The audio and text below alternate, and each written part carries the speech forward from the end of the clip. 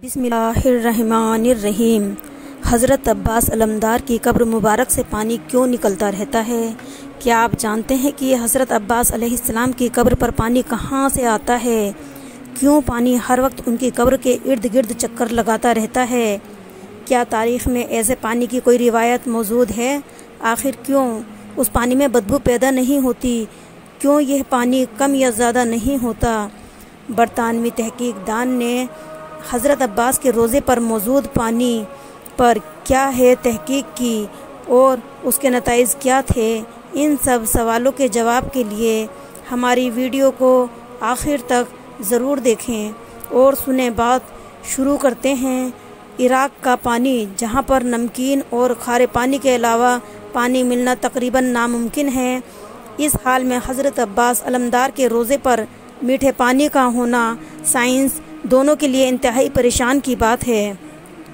لوگ تحقیق کرنے پر مجبور ہیں کہ آخر یہ خشک، ذائقہ اور صاف شفاف پانی کہاں سے آ رہا ہے؟ کیوں اس کے لیے رنگت اور ذائقہ نہیں بدلتا؟ آئیے آپ کو بتاتے چلیں کہ حضرت عباس حضرت مولا علی اور ام المومنین کے فرزند ہیں۔ 61 ہجری میں کربلا میں اپنے بھائی حضرت امام حسین کے ساتھ شہید ہوئے۔ حضرت امام حسین کے حکم پر آپ پانی لینے کے لیے الکما نہر پر گئے اور بڑی بہادری سے نہر سے پانی بھرا، لیکن وہاں پر ہی عمر بن سعد کے سپاہیوں نے انہیں شہید کر دیا۔ آپ کو اسی مقام پر دفن کر دیا گیا جہاں شہادت ہوئی۔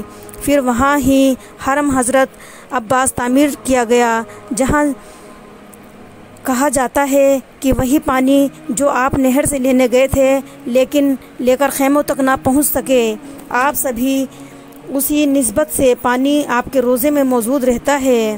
کربلا کے میدان میں شدید پیاس کے باوجود بھی حضرت عباس علیہ السلام نے پانی پر قبضہ کرنے کے بعد اپنے آقا حضرت امام حسین علیہ السلام اور ان کے اہل و عیال کی پیاس کو مد نظر رکھتے ہوئے پانی نہیں پیا تھا، لہٰذا پانی خود ہی حضرت عباس علیہ السلام کے پاس چل کر آ گیا ہے۔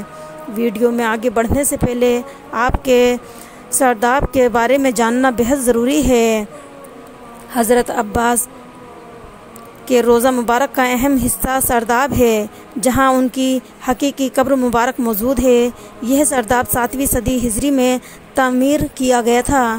سرداب کی دیواریں انتہائی موٹی اور چوڑی بنائی گئی تھی۔ اس میں بہت سی گیلریاں اور تنگ راستے ہیں۔ اس کے تقریباً درمیان میں زمین میں ایک لوہے کا دروازہ ہے۔ یہ دروازہ اس راستے پر کھلتا ہے جو سرداب کی طرف جاتا ہے۔ یہ راستہ 8 سیڑھیوں پر مشتمل ہے اور 8 سیڑھیوں کے بعد سرداب کا فرش شروع ہو جاتا ہے۔ سرداب والی گیلری کے بعد وہاں قبریں بھی ہیں اور گیلری کی دیوار جو کہ حضرت عباس علیہ السلام کے قبر اقدس کے قریب ہے، اس میں سے ہے محراب نما طاق بنے ہوئے ہیں۔ سرداب میں بنے ہوئے محراب نما طاقوں کی تعداد 13 ہے اور یہ سب پیمائش میں ایک دوسرے سے مختلف ہیں۔ شیخ علیم عباس، جن کی عمر اب 76 سال ہے، وہ پچھلے 36 سال سے حضرت عباس علمدار کے روضے پر خادم اعلیٰ رہے ہیں۔ انہوں نے اپنی کتاب روضۃ الابو الفضل میں لکھا ہے کہ پہلے سرداب میں یہ پانی چشموں کی صورت میں بہتا تھا، یعنی ایک طرف سے آ کر دوسری طرف چلا جاتا تھا اور 400 سال تک ایسے ہی رہا۔ اس کے بعد پانی ٹھہر سا گیا اور کبھی کبھی حرکت کرتا ہے۔ نہ پتہ چلتا ہے کہ پانی کہاں سے آتا ہے اور کہاں چلا جاتا ہے، لیکن مجھے لگتا ہے کہ یہ حضرت عباس کی قبر مبارک کے آس پاس کی ہی زمین سے مسلسل نکلتا رہتا ہے۔ پہلے سرداب کی سیڑھیاں عام لوگوں کے لیے کھلی ہوتی تھی تو ہر کوئی پانی کو تبرک کے طور پر لے جاتا تھا۔ حضرت شیخ علیم مزید لکھتے ہیں کہ یہ پانی سردیوں میں گرم اور گرمیوں میں ٹھنڈا ہوتا ہے۔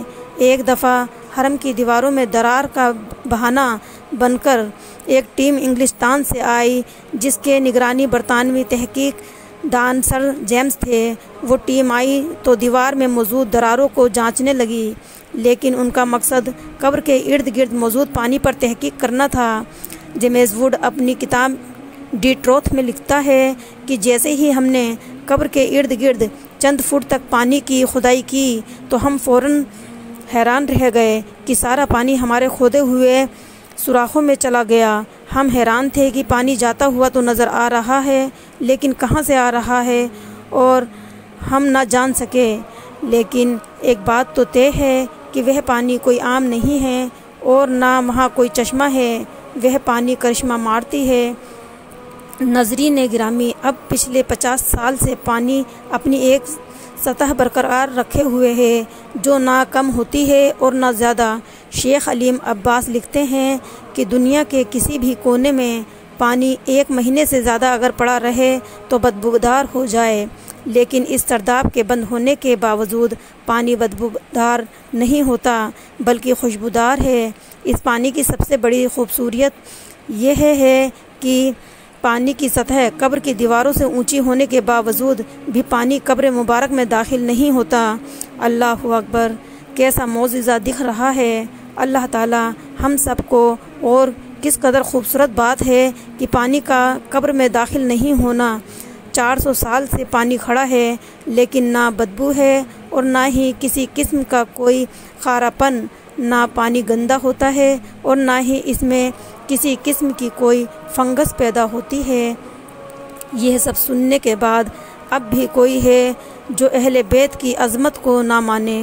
بے شک اہل بیت کی پیروی بھی لازم ہے، وہ بار حق بھی ہے۔ اے اللہ، ہمیں اپنے پیارے حبیب کے صدقے سے سب کو حضرت عباس کے روضے پر گھومتے پانی کی زیارت نصیب فرما دے۔ آمین لکھنا مت بھولیے گا، نہ جانے کس کی آمین سے ہم سب کی دعائیں قبول ہو جائیں۔